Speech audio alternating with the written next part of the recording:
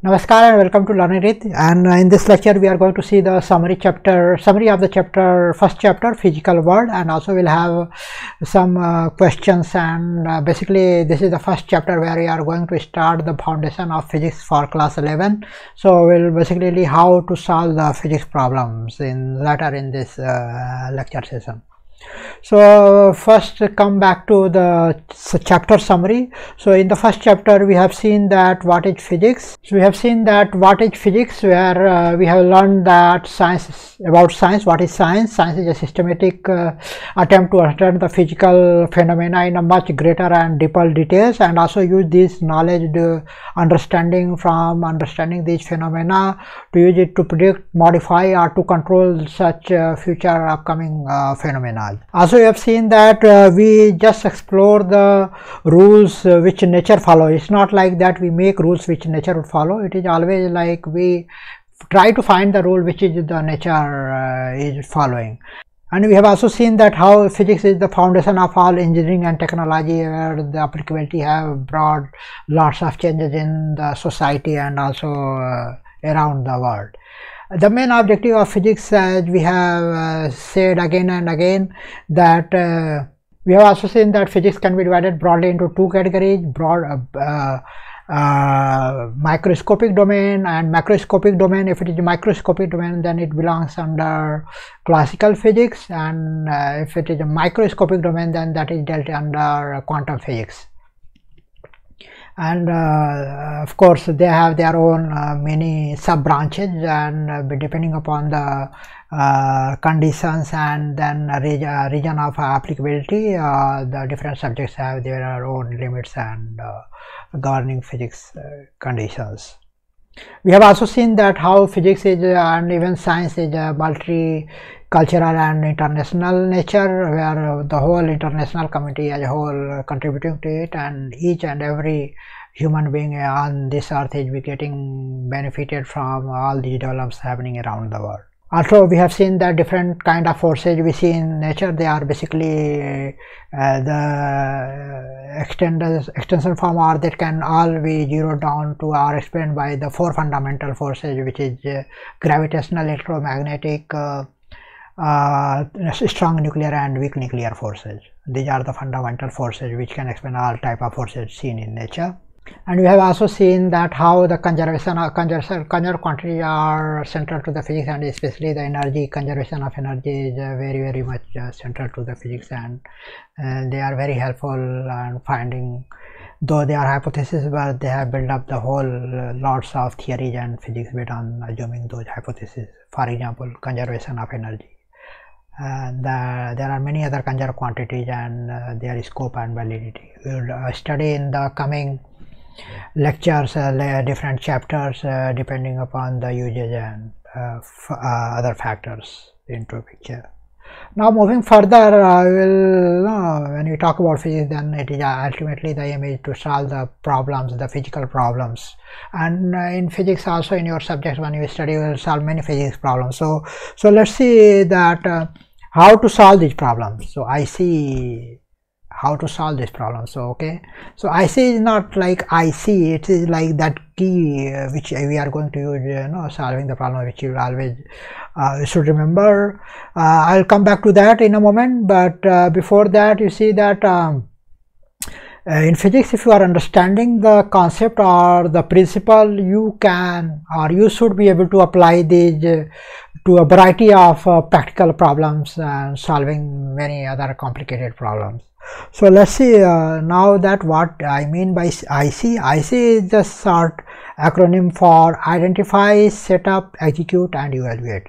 So this is the step which we will follow whenever you are going to solve a physics problem. So first of all, when you are starting to solve a physics problem, first of all, the first step you will do is that to identify the relevant concept of physics or the ideas of physics which you are going to use to solve this problem.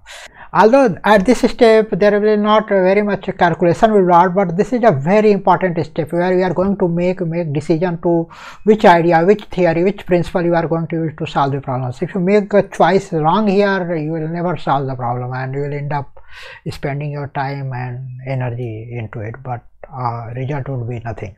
So this is very important step. You identify the idea, the concept, the physics which is needed to solve the problem, and then you start solving it. And this is the stage where you identify your target variables, like what you are looking for, what is given, and other factors, and then what approach you should be following.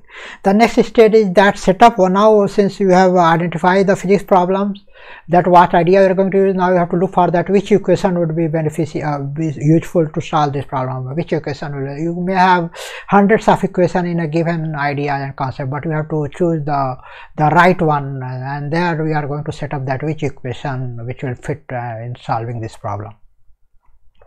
The third part is that evaluate, where you are going to do the calculation part. Before you start the calculation, make sure that you have identified what is known variables, what is unknown variables, and what you are looking for, and then you start putting those into equations and try to solve those unknowns or the unknown variables from the given values.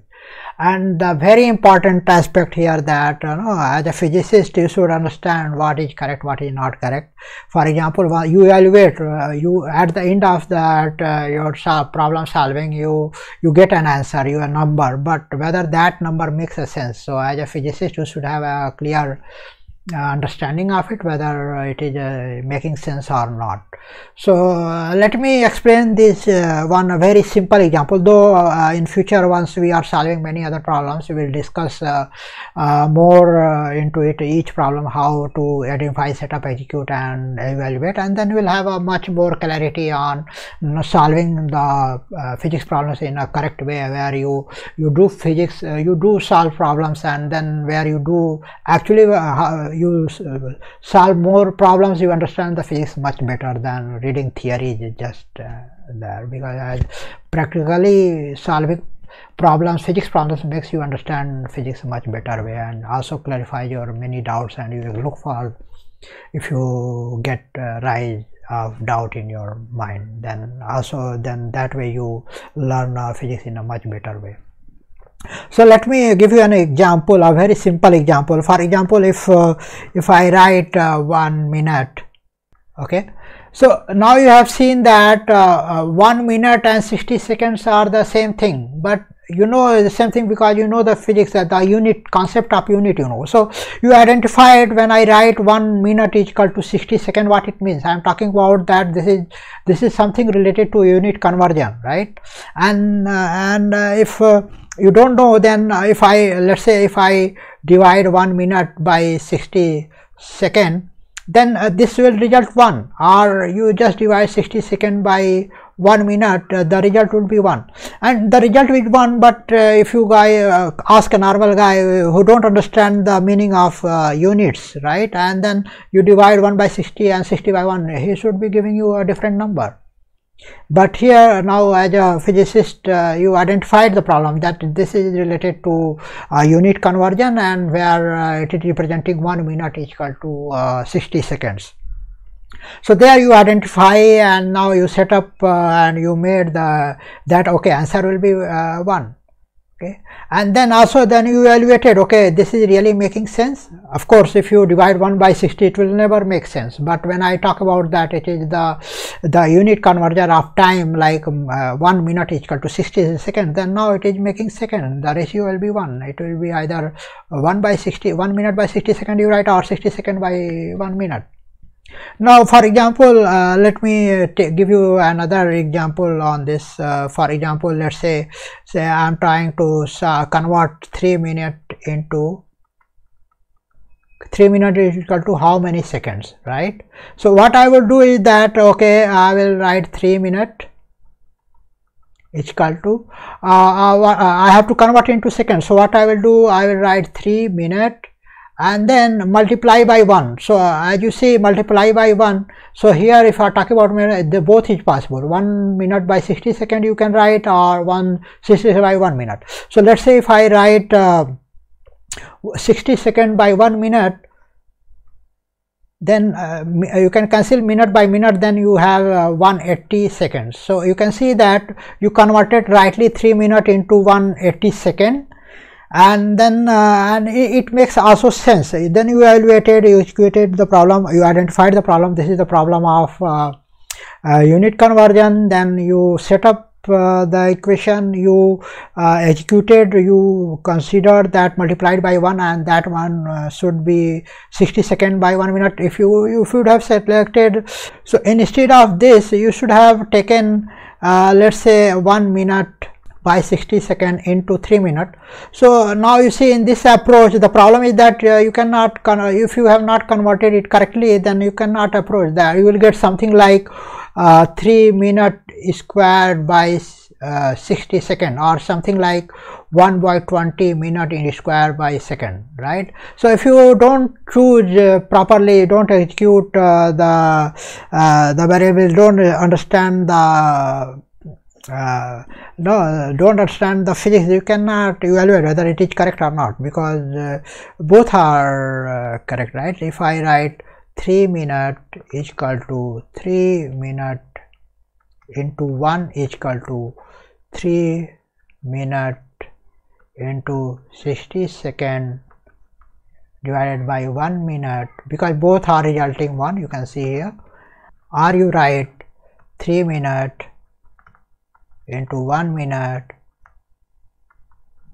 divided by 60 seconds. So this both number is giving 1, but which approach is right? I would write this approach, because I can just cancel out this and then we get the unit out as seconds. So this is what the problem is. I want to convert 3 minutes into seconds. So here we get 180 seconds, and that makes sense because this is the conversion and it is following. But if I calculate here, then I will get 1 by 20 minute square by second. Does it make sense? No. So meaning to say that here also you have to make sure that you have a right approach when you are solving the problem and you are understanding the problem.